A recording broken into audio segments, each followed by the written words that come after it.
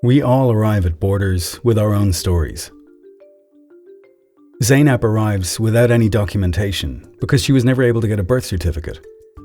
But she can't explain this to the border guard as she doesn't speak his language and there is no interpreter. Haim is a border official in an understaffed and remote land border checkpoint. He works long hours under stressful conditions and needs to respond to many challenges throughout the day.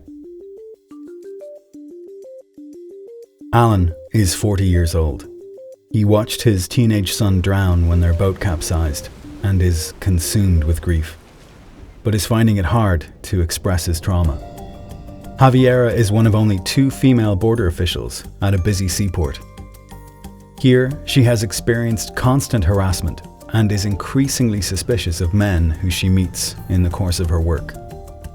Arif is 15, but looks much older. When he arrives at the border, he doesn't know where his parents are, and he is too afraid to speak to anyone.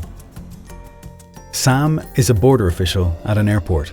He has been working in the same job for 2 years without a break.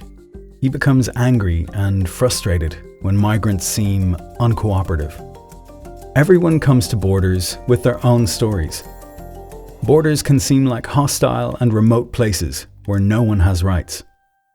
But as we listen to each other, as we hear the stories that we bring to the border, we understand that everyone at borders, migrants, border officials, and others, all have human rights. Borders should be places of welcoming, and for this to happen, they should be places where everyone is treated with respect, dignity, and an appreciation of our common humanity. Human rights principles can guide the work of border officials in a way that leads to better outcomes for everyone involved.